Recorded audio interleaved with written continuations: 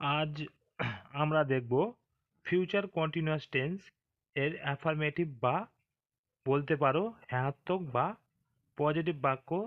তাহলে দেখো, future continuous tense কাকে বলবো আমরা?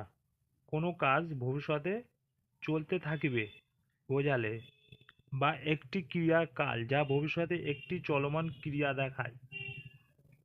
এটি বর্তমান অবিচ্ছিন্ন কালের ভবিষ্যতে সংস্করণ, যা একটি অনুরূপ বা নির্মাণ ব্যবহার করি। এই উদাহরণগুলি দেখলে সহজেই বুঝতে পারবে। আমি আগামীকাল পরীক্ষার জন্য অধ্যয়ন করব। তার মানে ভবিষ্যতে চলমান কর্মের বর্ণনা করছে। তার মানে আমি আগামীকাল পরীক্ষার জন্য অধ্যয়ন বা পড়াশুনো যেটা আমি করতে থাকবো, সেটা তার মানে ফিউচার কন্টিনিউয়াস হচ্ছে কাজটা চলতে থাকবে। যেমন মানে আমি আগামীকাল পরীক্ষার জন্য পড়াশুনো চালিয়ে যাব। পরের উদাহরণ দেখো, তিনি সারা বিকেল প্রকল্পে কাজ করবেন। তার মানে একটি নির্দিষ্ট সময় বা একটি নির্দিষ্ট সময়ের মধ্যে কাজটি অগ্রগতি হবে।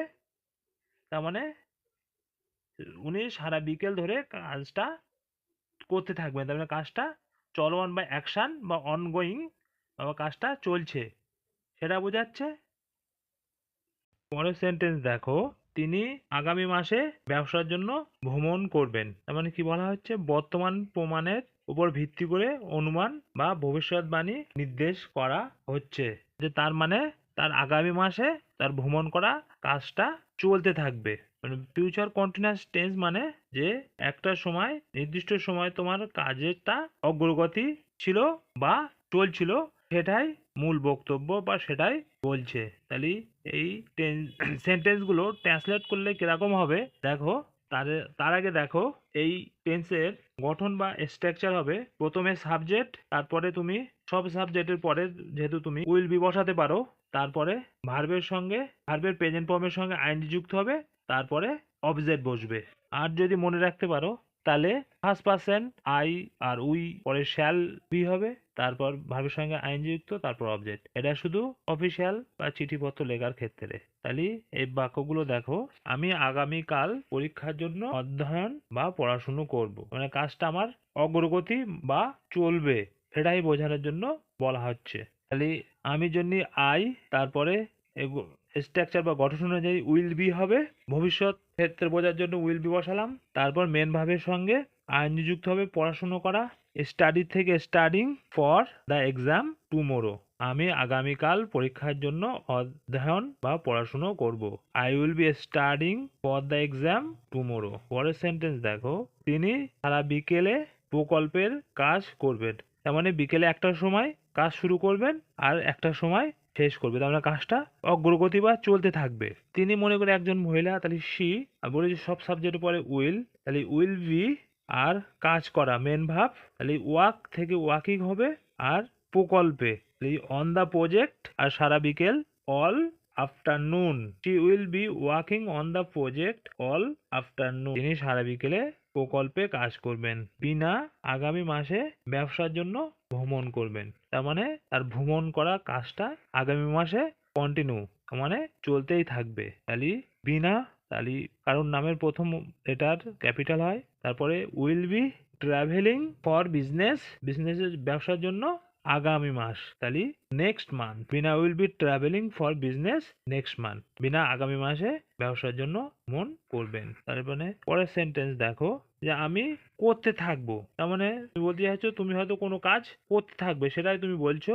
তাহলে আমি জন্য আই, তারপর উইল বি আর করা ডুইং, তাহলে তারপরে তুমি অবজেক্ট বসাতে পারো যে কোনো কোনো কোনো কাজ করবে কি অন্য কিছু করবে। পরের সেন্টেন্স দেখো, যে তুমি পড়তে থাকবে। তার মানে তুমি পড়া তা তোমার চলতে থাকবে, মানে তুমি হয়তো শুরু করেছো, এটা তুমি কন্টিনিউ করবে।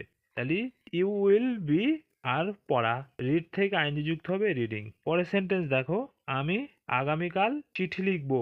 আমি আগামীকাল চিঠি লিখবো মানে এই প্রেজেন্ট কন্টিনিউয়াস টেন্স মানে বলা হচ্ছে যে তুমি কালকে একটা চিঠি লিখবো, সেটা কিন্তু বলা হচ্ছে না। কালকে তুমি যে একটা চিঠি লেখা শুরু করবে বা সেটা তুমি শেষ করবে বা কন্টিনিউ রাখবে, সেইটা কথা বলা হচ্ছে। তাহলে আমির জন্য আই, তারপরে উইল বি হবে রাইট থেকে রাইটিং আর চিঠি the letter. I will be writing the letter tomorrow, আগামীকাল। বাচ্চারা সারা রাত খেলবে। বাচ্চারা সারা রাত খেলবে মানে তার মানে তাদের হয়তো রাতের একটার সময় তারা শুরু করবে এবং রাতের একটা সময় পর্যন্ত তারা খেলা চালিয়ে যাবে, সেটাই কিন্তু বলা হচ্ছে। তাহলে দা বেবি উইল বি, খেলা করা, প্লেয়িং থেকে প্লেয়িং হবে আইনজি যুক্ত, আর সারা রাত the whole night. The baby will be playing the whole night, বাচ্চারা সারা রাত খেলবে। পরের সেন্টেন্স দেখো, শুক্রবার হোটেলে থাকবেন দীপা। থাকবেন বা থাকবে, তার মানে শুক্রবার থেকে বলা হচ্ছে দীপা সেই হোটেলে থাকা শুরু করবে, হয়তো 1 সপ্তাহ কি 10 দিন, কয়েকদিন থাকবে। তার মানে কাজটা কন্টিনিউ হচ্ছে সেটা বোঝানোর জন্যে।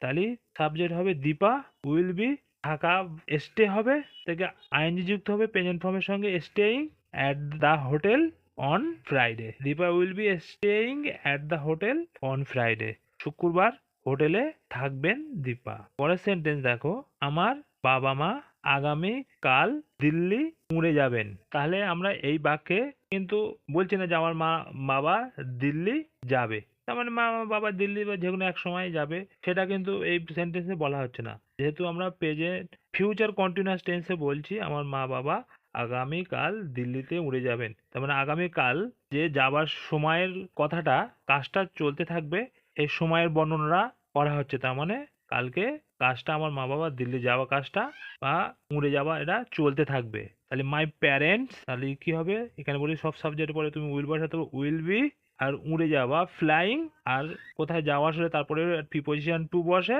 তারপর কোথায় যাবে দিল্লি, আর কোনো দিল্লি DELHI দিল্লি হবে টুমোরো। আর দিল্লি এখানে ক্যাপিটাল হয়েছে, যে কোনো স্টেটের প্রথম লেটার ক্যাপিটাল হয়। তাহলে আমার মা বাবা আগামীকাল দিল্লি উড়ে যাবেন। My parents will be flying two Delhi tomorrow. তার মানে ফিউচার কন্টিনিউয়াস টেন্স হলো যে কোনো কাজ চলতে থাকবে ভবিষ্যতে বা অগ্রগতি থাকবে বোঝানোর জন্য তুমি ফিউচার কন্টিনিউয়াস টেন্স দিয়ে কথা বলতে পারো, যে কাজটা অগ্রগতি বা চলতে থাকবে। যদি ভিডিওটা ভালো লাগে তাহলে অবশ্যই লাইক, শেয়ার আর কমেন্ট করো, আর চ্যানেলটিকে সাবস্ক্রাইব করো। আজ এই পর্যন্তই।